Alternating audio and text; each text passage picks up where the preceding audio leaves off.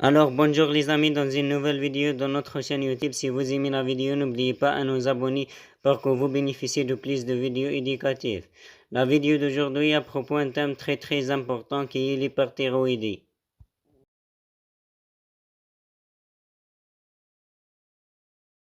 D'abord, dans l'hyperthyroïdie, hyper signifie excès et thyroïdie fait référence à l'hormone thyroïdienne. Donc, l'hyperthyroïdie fait référence à une condition où il y a un excès d'hormones thyroïdiennes. La condition est également appelée thyrotoxicose et également due à une surproduction de l'hormone thyroïdienne par la glande thyroïde.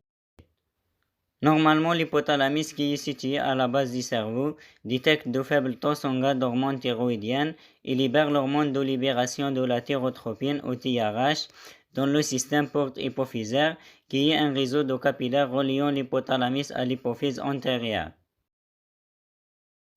L'hypophyse antérieure libère alors l'hormone stimulant la thyroïde, également appelée thyrotropine ou simplement TSH. La TSH stimule la glande thyroïde qui est une glande située dans le cou qui ressemble à deux pouces accrochés ensemble en forme de V. La glande thyroïde est composée de milliers de follicules qui sont de petites sphères bordées de cellules folliculaires. Les cellules folliculaires convertissent la thyroglobuline, une protéine présente dans les follicules, en deux hormones contenant de l'iode, la triiodothyronine au T3 et la thyroxine au T4. Une fois libérées de la glande thyroïde, ces hormones pénètrent dans le sang et se lient aux protéines plasmatiques en circulation.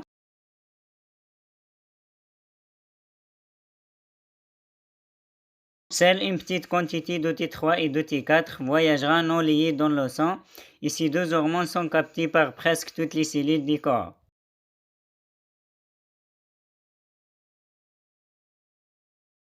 Une fois à l'intérieur de la cellule, la T4 est principalement convertie en T3 où elle peut exercer son effet.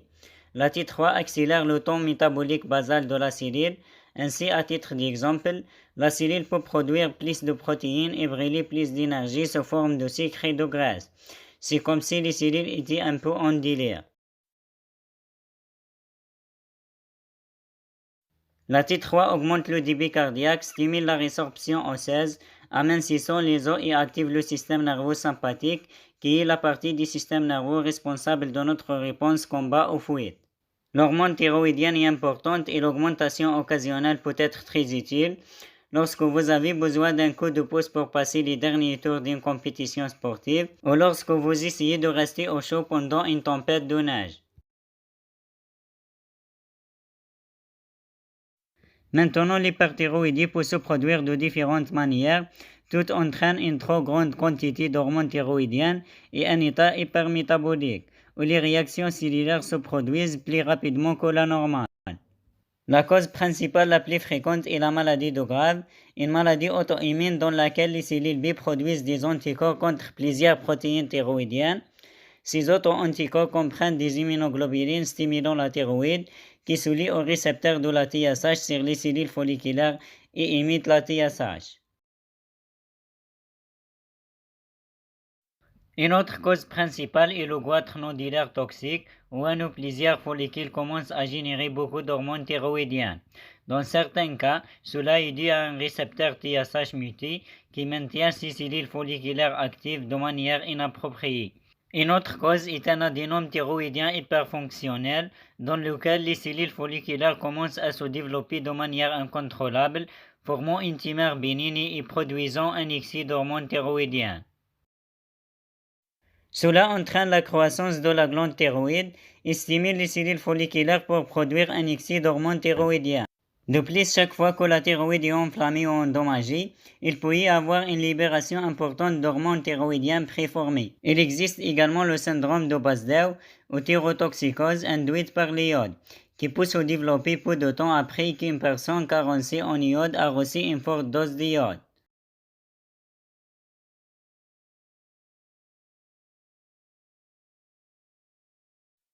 Et enfin, l'hyperthyroïdie néonatale, qui survient lorsque le nouveau-né dont la mère est atteinte de la maladie de Graves commence à générer trop d'hormones thyroïdiennes en réponse à l'immunoglobuline stimulant la thyroïde, qui traverse le placenta et pénètre dans le bébé.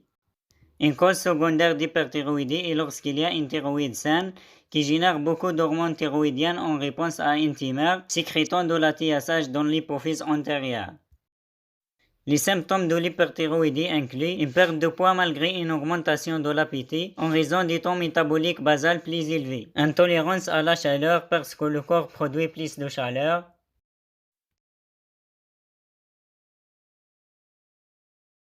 on a aussi fréquence cardiaque rapide, transpiration, hyperactivité, anxiété et insomnie en raison de l'effet des hormones thyroïdiennes sur le système nerveux sympathique. La surstimulation sympathique des muscles qui contrôlent les mouvements oculaires fait également apparaître les yeux plus ouverts que la normale, de sorte que vous voyez davantage le blanc des yeux.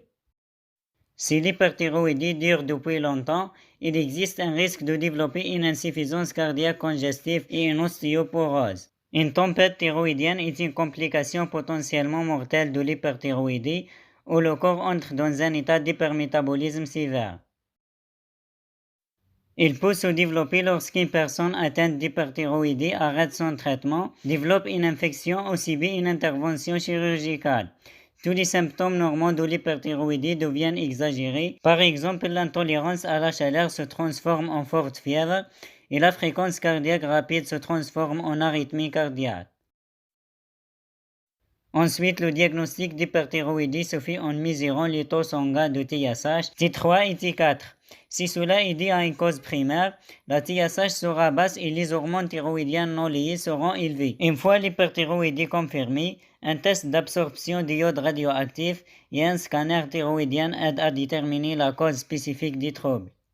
Si les taux sanguins de TSH sont normaux ou élevés, cela indique une tumeur hypophysaire, qui peut être confirmée par une injection d'hormones de libération de la thyrotropine. Maintenant, le traitement varie en fonction de la cause exacte de l'hyperthyroïdie, mais implique généralement des médicaments comme les bêta-bloquants pour traiter les symptômes immédiats et des médicaments antithyroïdiens pour bloquer la production et la libération d'hormones thyroïdiennes.